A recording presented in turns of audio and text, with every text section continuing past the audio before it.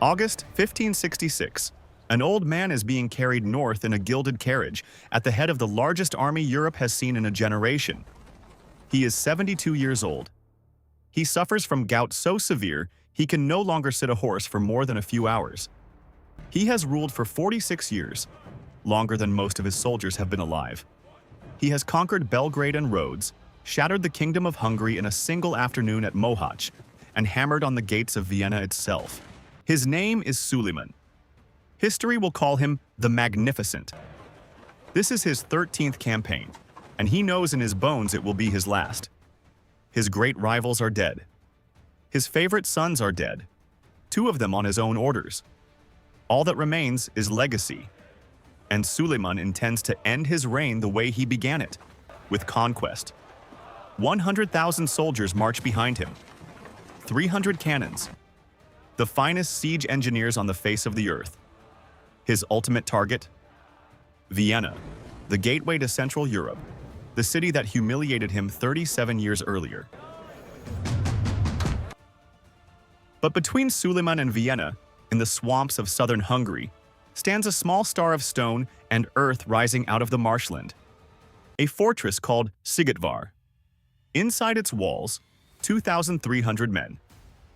Croatian and Hungarian soldiers, borderland veterans, local militia. And commanding them, a 58-year-old Croatian nobleman with a reputation for never taking a backward step in his life.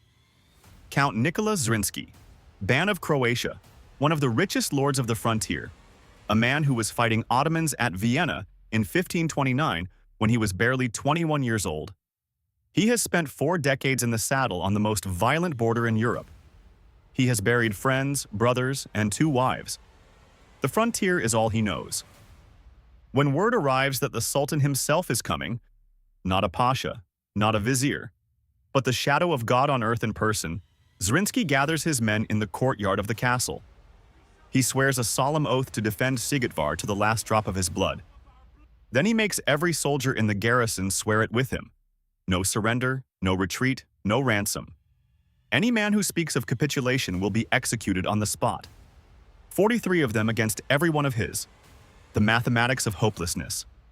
The Ottoman vanguard reaches Szigetvar in the first days of August. What they find is a fortress unlike almost any other in Europe. Szigetvar is not one stronghold. It is 3. An old town, a new town, and the castle itself, each built on its own island in the marshes of the Almas stream, connected to one another only by narrow bridges and causeways. There is no dry ground for a grand assault. To take the castle, you must first take the new town. To take the new town, you must first take the old town. Every single step forward must be purchased in blood, waded through waist-deep water into the muzzles of Zrinski's guns. Suleiman arrives in state on August 5th. His tent, a palace of silk, gold thread, and carpets, is raised on a low hill overlooking the fortress, close enough that the defenders can see it from their walls. The message is unmistakable. The master of 3 continents has come personally to witness your annihilation. The bombardment begins the next morning. For days on end, the Ottoman siege guns pound the old town. Ramparts of earth and timber are blasted apart by day, rebuilt by the defenders overnight, and blasted apart again at dawn. Then come the janissaries, the Sultan's elite slave soldiers, the most feared infantry in the world, advancing in waves through the reeds and the mud, dying in the shallows, and coming on again. The defenders pour cannon fire, musketry, and boiling pitch into every assault. The old town falls within the first week. Zrinski, unwilling to waste men holding rubble, pulls his survivors back across the bridge and burns it behind them. Now the guns turn on the new town, and the same brutal arithmetic repeats. Bombardment, assault, repulse, assault again. The Ottomans lose hundreds of men for every yard of marsh, so their engineers begin the monstrous work of defeating the swamp itself. Thousands of laborers are set to cutting timber and hauling earth, building causeways across the water, diverting the stream, draining the moats foot by stinking foot. The Ottoman army is not just fighting the garrison, it is fighting the land, the heat, and the fever spreading through its camps. On August 19th, after 2 weeks of slaughter, the new town falls. Zrinski retreats a final time. Into the castle itself, the innermost island, the last ring of defense. He now commands perhaps 1,000 men. He has lost more than half his garrison. But the Ottomans have lost thousands upon thousands. And, more dangerously for them, they are losing time. Because in the silk tent on the hill, everything is going wrong. The campaign is weeks behind schedule. The summer is bleeding away, and with it, any hope of reaching Vienna before the autumn rains turn the roads to soup. Dysentery is scything through the Ottoman camp. And 90 miles to the north, a Habsburg imperial army under Emperor Maximilian II sits at Győr. 80,000 men who never marched to Szigetvar's relief, but whose mere existence means the Ottomans cannot simply bypass this fortress and leave Zrinski loose in their rear. Suleiman tries gold where iron has failed. He offers Zrinski extraordinary terms. Surrender the fortress and rule the whole of Croatia as an Ottoman vassal prince. Wealth, power, survival, everything except honor. Zrinski does not even dignify the offer with a reply. So the assaults on the castle begin and fail. Again and again. Mines are dug beneath the bastions and exploded. The breaches fill with janissaries. The janissaries are met with point-blank cannon fire, musket volleys, boiling water, and men who know with absolute certainty that they are already dead and fight like it. The Ottoman dead pile up in the drained moat until soldiers can walk across on the bodies of their comrades. September 5th. In the depths of the night, in his magnificent tent, Suleiman the Magnificent, conqueror of 3 continents, lawgiver of an empire, the greatest ruler of his age, dies quietly of old age, within sight of a fortress he could not take. He never witnessed a single clean victory at Szigetvar. Among his last recorded words, a complaint of weary frustration. This chimney is still burning, and the great drum of conquest has yet to be heard. What happens next is one of the most extraordinary cover-ups in all of military history. The Grand Vizier, Sultan Mehmed Pasha, understands the danger instantly. If 100,000 soldiers learn that the Sultan is dead, the army will dissolve overnight. Janissaries traditionally demand accession payments and riot when they don't get them. The campaign will collapse, and the empire itself could tear apart in a succession crisis because the heir, Prince Selim, is hundreds of miles away in Anatolia. So Sokolu tells no one. The Sultan's physician is strangled to guarantee his silence. A secret courier gallops east to summon Selim to the throne. And in the imperial tent, the theater begins. Orders continue to flow, written in the Sultan's name and sealed with the Sultan's seal. Meals are ceremoniously delivered to a dead man. Dispatches are read aloud outside his tent.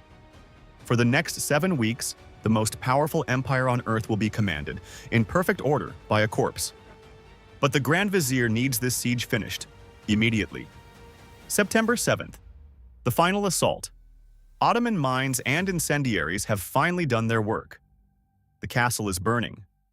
Fires rage through the inner courtyards. The ammunition is nearly spent. The wells are failing. Zrinski has perhaps 600 men still on their feet. There is nowhere left to retreat. Surrender is unthinkable, and staying means burning alive. So Nikola Zrinski chooses the third option, the one nobody ever chooses. He goes to his quarters and dresses deliberately, as if for a wedding feast. A light silk doublet, a black mantle, a cap with a heron's feather fastened by a diamond clasp. No armor. Armor no longer matters. Into his pocket, he places 100 gold ducats, saying to those around him, "Whoever lays me out will find that Nikola Zrinski was not a beggar." He takes up an old saber, the sword of his father's generation, saying he will meet his end with the blade that won his family its first honors. He refuses a helmet. He wants to see his enemies and be seen. At the inner gate, his 600 survivors form up behind him in the smoke. Beyond that gate, packed onto the narrow bridge, thousands of janissaries are massing for the final storm, sensing the kill. Zrinski orders the gate thrown open. Concealed in the archway is a massive mortar, loaded to the muzzle with chopped iron, chain, and scrap. As the janissaries surge forward into the opening, it fires.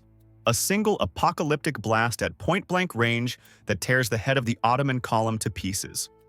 Chroniclers claim hundreds die in that one discharge, and then Zrinski charges. 600 men, out of a burning fortress, straight into the ranks of an army of tens of thousands.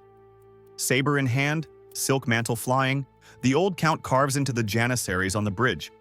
He is shot once. He keeps moving. Twice. He keeps moving. 2 musket balls to the body and an arrow to the head. And Nikola Zrinski finally goes down, yards from his own gate, sword still in his fist. His men die around him almost to the last man, fighting in knots on the causeway. The janissaries pour over their bodies and into the fortress, howling in triumph, flooding the courtyards, racing for the keep and the plunder within. Which is exactly what Zrinski wanted, because before the gate ever opened, his final order had been carried out. Deep beneath the keep, the castle's powder magazine, thousands of pounds of gunpowder, has been rigged with a long, slow-burning fuse. As the fortress fills with victorious Ottoman soldiers, the magazine detonates. The explosion is cataclysmic. The keep erupts like a volcano, hurling masonry, timber, and fire across the marshes. By contemporary accounts, some 3,000 Ottoman soldiers, the cream of the assault force, are annihilated in a single instant. The victors are destroyed by their own victory. Szigetvar does not fall into Ottoman hands, so much as it takes an honor guard of 3,000 men into the grave with it. The full butcher's bill is staggering. Across 5 weeks, the Ottomans have lost, by most estimates, somewhere between 20 and 30,000 dead, a third or more of their effective strength, to capture a fortress garrisoned by 2,300. Among the dead, though the army still does not know it, the Sultan himself. And Vienna? Vienna is saved without a single shot fired at its walls. The campaign season is gone, the army bled white and secretly leaderless. Sokolu Mehmed Pasha turns the great host around and marches it slowly home, still issuing orders in a dead man's name. The Sultan's embalmed body riding in the same curtained carriage in which he arrived. Legend holds that his heart and inner organs were buried where his tent stood, in the soil of Szigetvar, the conqueror claimed forever by the one fortress that refused him. The Ottoman Empire would fight on for centuries, but it would never again hurl a force of this scale into Europe under a sovereign of Suleiman's stature. The high tide of Ottoman conquest broke here. Not before a great capital, but in a Hungarian swamp, against a man who declined every bribe, every escape, and every backward step. A century later, Zrinski's own great-grandson would immortalize the stand in an epic poem, and Cardinal Richelieu of France would reportedly call Szigetvar the battle that saved civilization. 2,300 men, 100,000 invaders, a dead sultan, a hidden throne, and a fortress that chose to become a bomb rather than a trophy. The Ottomans took Szigetvar, but Szigetvar took the Magnificent. Thanks for watching Historical Club. If stories like this belong on your screen, subscribe, because history's greatest last stands deserve to be remembered.